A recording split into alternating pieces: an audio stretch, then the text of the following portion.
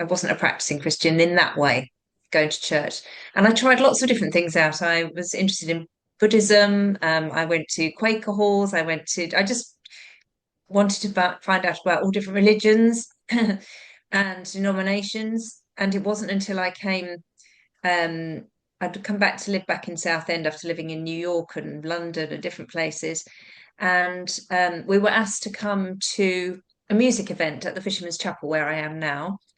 Um, and we came to see my friend sing. It was nothing to do with church, just happened to be in the church venue. And at the time, my husband and I were engaged, looking for somewhere to be married.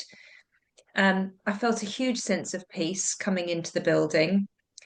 And I said, "Oh, wouldn't it be wonderful to get married here?" But I said, "But I don't follow anymore, really, and my husband's an atheist." Um, he said, "Well, actually, my whole family are Methodists, and I didn't know anything about Methodism." And so I went to speak to one of the people at the church, and I said, "I don't suppose there's any chance of us getting married here. I completely respect if that's not your thing." And she went, "Of course you can." She said, "Yeah, absolutely." And so we started to build a relationship. I started to find out about Methodism. They were very respectful of my husband's views and still welcomed him.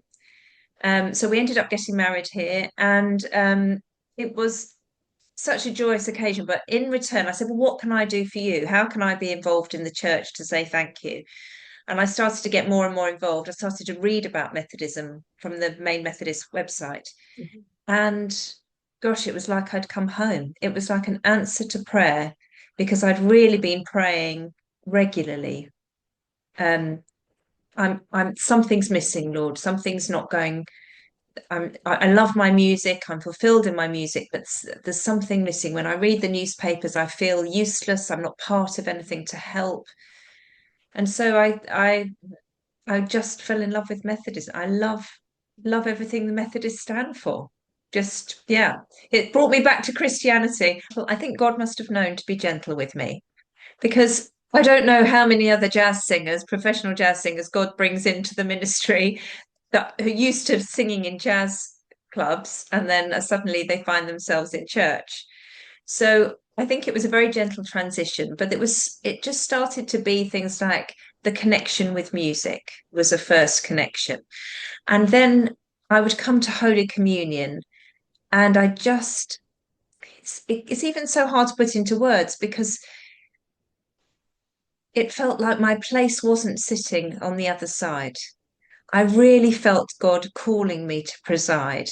And when I would listen to people preach, I thought, I feel like I've got something to say, I've got something to offer. And it didn't just feel like this was an occasional thing, it was a real pull. And then when I found that I started to started to do my local preacher training, then it became actually this is what I want to this is so fulfilling. I wake up with purpose, I wake up with peace, I wake up wanting to do more. And I thought this I was being very gently brought um into it being my life, and serving God. um I mean, I know I'm not doing it completely full time because I did spend quite a bit of time of discernment with that as to whether I should go into full time ministry. But then I kept getting people saying things to me on my gigs that I thought, actually, you're still saying to me that I have a place to sing and to be outside church as well. But that was a difficult decision because both very important. If singing is your thing, like if art is your thing or acting is your thing, if that's something that you've been gifted with, it allows you to be your fullest self. And I think God wants every one of us to be our fullest self. So if you're given a gift and you don't use it, you're not being your fullest self.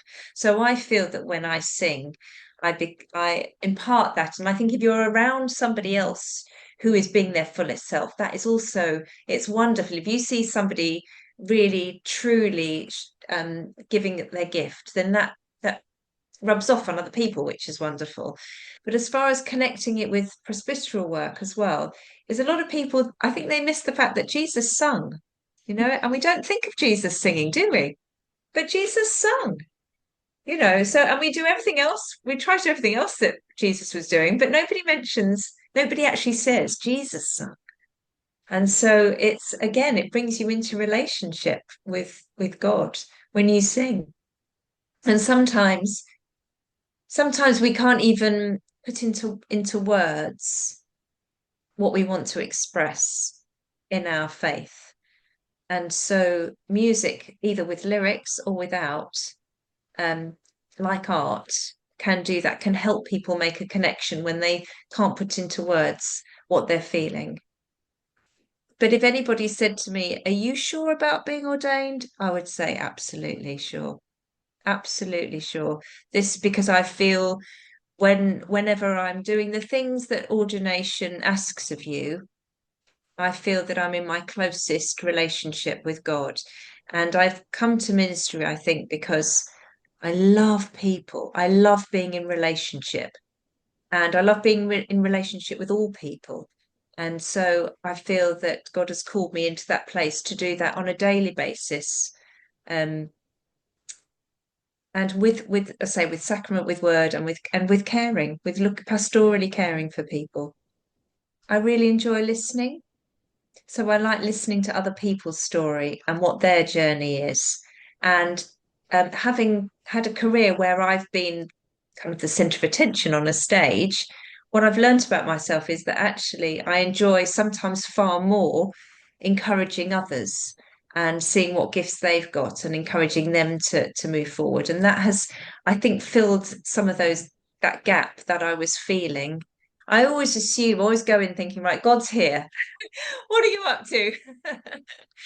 So that's my kind of first thought is that, God is already present, God is already working, and it's for me to notice and see how I can join in. Um, and that's either in a church building where you're welcoming people and you're creating a safe space for them, and you're finding out how they want to be in relationship with God, or it can be outside of a church building, which quite often happens, working at the homeless hostel, or if it could even be it can be anywhere. But I also live in quite a poor area of Southend, and I see a lot of crime, a lot of very poor families. The school that we're next to has got 60 different languages. Um, so we now have a little library on the front of our wall with all different books in it with different languages. And I see the joy in the children's faces. That's where God's working. Um, where communities are brought together. So I have some of the people bringing me the books. And again, that's all God working. The books are I don't ever have to ask for books for this little library. They just keep coming from different people. And so that's one very small example.